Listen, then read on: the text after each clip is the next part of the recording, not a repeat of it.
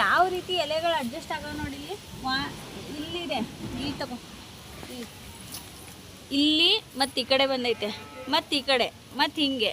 ಇದು alternate adjustment of ಲೀವ್ಲೆಟ್ಸ್ ಅಂತ ಹೇಳ್ತೀವಿ. ಅಂದರೆ ಅಲ್ಟರ್ನೇಟ್ ಆಗಿರುತ್ತೆ,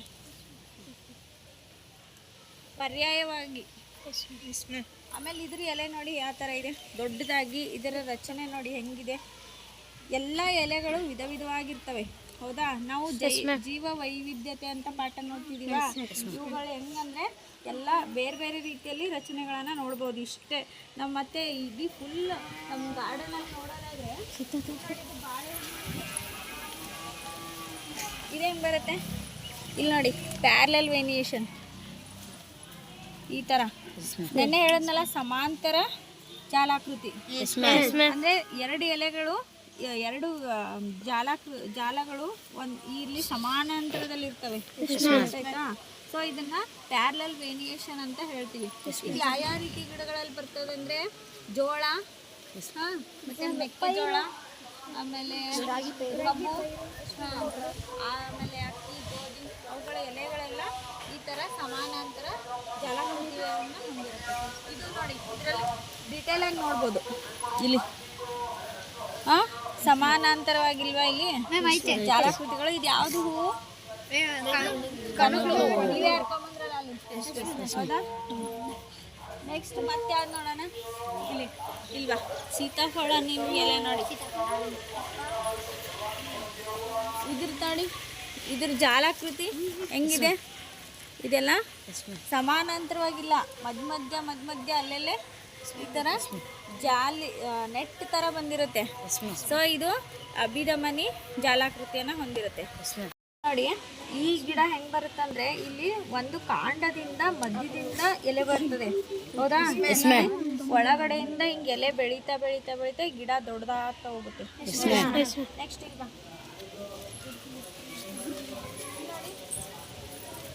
ಈ ಗಿಡ ನೋಡಿ, ಇಲ್ಲಿ ಇದು ಯಾವ ಥರ ಇದೆ ಅಂದರೆ, ಇದ್ರದ್ದು ಎಲೆ ಹಸಿರಾಗಿಲ್ಲ, ಡಿಫ್ರೆಂಟ್ ಕಲರ್, ಒಂಥರ ಎಲೆ ಬ್ರೌನ್ ಕಲರ್ ಇದೆ. ಇಲ್ಲಿ ಏನಾಗಿರುತ್ತೆ ಅಂತಂದರೆ, ಈ ಕ್ಲೋರೋಫಿಲ್ ಅಲ್ಲ, ಬೇರೆ ರೀತಿಯ ಪಿಗ್ಮೆಂಟೇಷನನ್ನು ಹೊಂದಿರುತ್ತೀವಿ, ಹೌದಾ.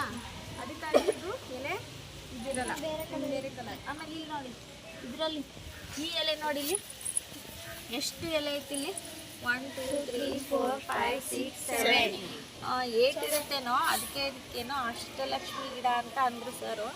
ಸೊ ಇಲ್ಲಿ ಒಂದೇ ಎಲೆ ಮೇನು ಇಲ್ಲಿಂದ ಬಂದು ಇದರಿಂದ ಮತ್ತು 8 ಅಥವಾ 7 ಎಲೆಗಳು ಬರ್ತವೆ ಇಲ್ಲಿ, ಹೌದಾ.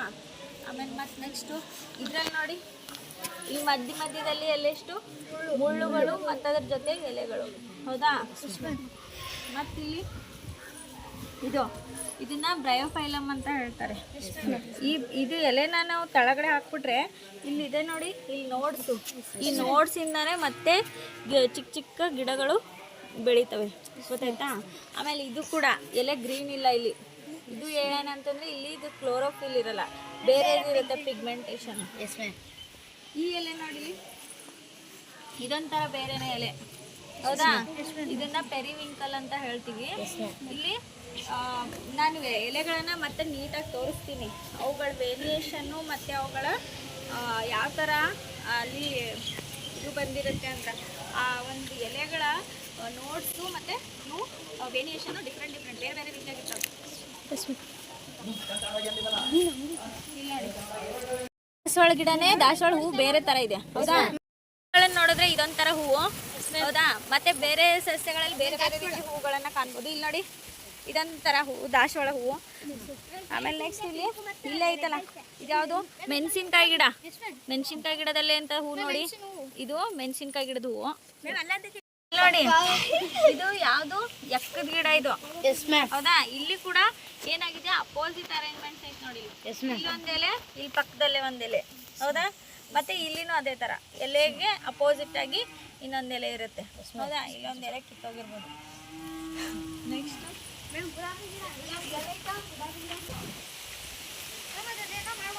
ಬಳ್ಳಿದು, ಹೌದಾ. ಏನ್ ಕಾಯಿ ಇದು ಮ್ಯಾಮ್? ಅಂತೀರಾ?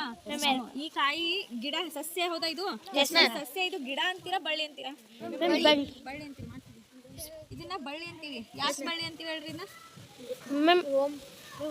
ಇದೇನು ಮಾಡುತ್ತೆ ನೆಲಕ್ಕೆ ಹರಡ್ಕೊಂಡಾದ್ರೂ ಹರಡ್ಕೊಳ್ಳುತ್ತೆ, ಇಲ್ಲಾಂದ್ರೆ ಯಾವ್ದಾದ್ರು ಒಂದು ದೊಡ್ಡ ಗಿಡಕ್ಕೆ ನಾವೇನು ಮಾಡ್ತೀವಿ ಆಧಾರವಾಗಿ ಇದನ್ನ ಮೇಲ್ಗಡೆ ಬೆಳೆಸ್ತಾ ಹೋಗ್ತೀವಿ. ಹೌದಾ? ಅಂದ್ರೆ ಇಲ್ಲಿ ಗಿಡ, ಮರ, ಬಳ್ಳಿಗಳು ಈ ರೀತಿ ವೈವಿಧ್ಯತೆನೂ ನೋಡ್ತೀವಿ ನಾವು. ಹೌದಾ? ಆಮೇಲೆ ಇಲ್ಲಿ ನೋಡಿ ಟೊಮೆಟೊದ ಎಲೆ ನೋಡಿ.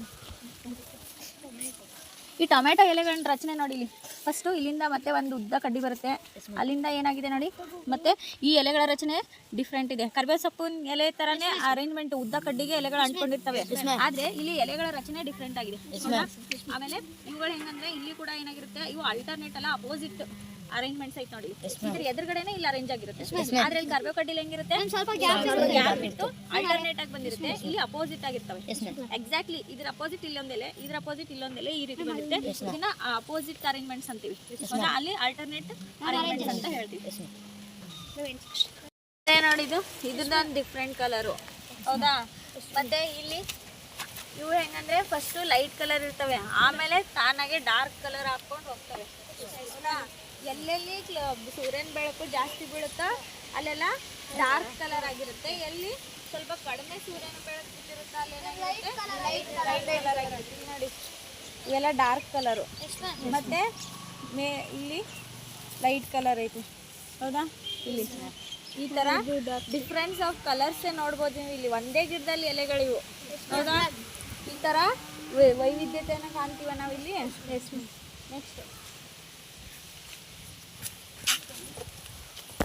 ಇದು ನೋಡಿ, ಇವೆರಡೂ ಒಂದೇ ರೀತಿಯ ಸಸ್ಯ. ಹೌದಾ? ಎಲೆಗಳು ರಚನೆನೂ ಎಲ್ಲ ಸೇಮ್ ಐತೆ. ಬಟ್ ಇಲ್ಲಿ ವೆರೈಟಿ ಏನಂದ್ರೆ, ಡಿಫ್ರೆನ್ಸ್ ಏನಂದ್ರೆ ಇದ್ರ ಕಲರ್. ಇದ್ರ ಕಲರ್ ಬೇರೆ ಇದೆ, ಇದ್ರ ಕಲರ್ ಬೇರೆ ಇದೆ. ಮತ್ ಒಂದೇ ಗಿಡದಲ್ಲೇ ಇದು ಎಲೆಗಳ ಕಲರ್ ನೋಡಿ ಆ ರೀತಿ ಇದೆ. ಇಲ್ಲಿ ಡಾರ್ಕ್ ಗ್ರೀನು, ಇಲ್ಲಿ ಮತ್ತೆ ಗ್ರೀನ್ ಬಂದಿದೆ, ಮತ್ತೆ ಇಲ್ಲೊಂದು ಸ್ವಲ್ಪ ಲೈಟ್ ಗ್ರೀನು, ಪ್ಯಾರೆಟ್ ಗ್ರೀನು. ಈ ತರ ಎಷ್ಟೊಂದು ವೈವಿಧ್ಯತೆ ನೋಡ್ತೀವಿ ನೋಡಿ ನಾವು. ಆಮೇಲೆ ಇಲ್ಲಿ ಎಲೆಗಳ ಅಡ್ಜಸ್ಟ್ಮೆಂಟ್ ತೋರಿಸ್ತೀವಿ ನೋಡಿ. ಇದು ನೋಡಿ, ಇದು ಕರಿಬೇವು ಸೊಪ್ಪು. ನೀಟಾಗಿ ಬಂದ್ರು. ಈ ಕರಿಬೇವು ಸೊಪ್ಪಲ್ಲಿ ಹೆಂಗಿದೆ ಅಂದ್ರೆ ಇಲ್ಲಿ ನೋಡಿ, ಒಂದು ಮೇನು ಒಂದು ಇದು ಬಂದಿರುತ್ತೆ, ದೊಡ್ಡದಾಗ ಒಂದು ಕಡ್ಡಿ ಇರುತ್ತೆ. ಅಲ್ಲಿ ಅರೇಂಜ್ಮೆಂಟ್ ನೋಡಿ, ಒಂದು ಕಡ್ಡಿಲಿ ಎಷ್ಟೊಂದು ಎಲೆ ಬಂದಿರ್ತವೆ. ಆ ಎಲೆಗಳು ಹೆಂಗೆ ಅರೇಂಜ್ ಆಗಿರ್ತವೆ, ಮುಂದೊಂದು ಎಲೆ, ಆಮೇಲೆ ಇಲ್ಲಿಗೊಂದು, ಇಲ್ಲಿಗೊಂದು, ಮತ್ತೆ ಇಲ್ಲಿ ಆಲ್ಟರ್ನೇಟ್ ಆಗಿ ಅರೇಂಜ್ ಆಗಿರ್ತವೆ ನೋಡಿ. ನೋಡ್ಸು. ಹೌದಾ? ಈ ರೀತಿ ಅರೇಂಜ್ಮೆಂಟ್ಸ್ ಇರುತ್ತೆ. ಮತ್ತೆ ಅಲ್ಲಿ ನುಗ್ಗೆ ಸೊಪ್ಪಿಂದ ಎಲೆ ನೋಡೋಣ, ಇಲ್ಲೇ ಐತಲ್ಲ.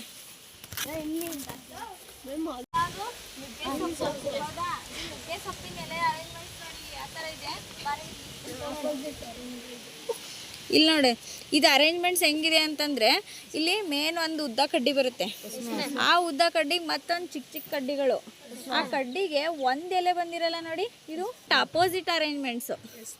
ಹೌದಾ? ಆಲ್ಟರ್ನೇಟ್ ಅಲ್ಲ, ವಿರುದ್ಧವಾಗಿ ಹೊಂದಾಣಿಕೆ ಆಗಿರುತ್ತೆ ಇಲ್ಲಿ ಎಲೆಗಳು. ಇಲ್ಲಿ 3 ಎಲೆ, ಇಲ್ಲಿ ಒಂದೊಂದು ಎಲೆಗಳು ಬಂದಿದೆ. ಹೌದಾ? ಆ ಥರ ಅರೇಂಜ್ಮೆಂಟ್ಸ್ ಬಂದಿರುತ್ತೆ ಇಲ್ಲಿ. ಇದನ್ನ ಕರಿಬೇವು ಸೊಪ್ಪು ಮತ್ತೆ ಟೊಮೆಟೊ ಹಣ್ಣಿಂದು ಇವಾಗ ನೋಡಿದ್ರ ಎಷ್ಟು ವಿಧವಾದ ಎಲೆಗಳ ಅರೇಂಜ್ಮೆಂಟ್ಸ್ ಇದೆ. ಹೌದಾ? ನೆಕ್ಸ್ಟ್ ಇಲ್ಲಿ ಗುಲಾಬಿ ಗಿಡ ನೋಡೋಣ ಬನ್ನಿ.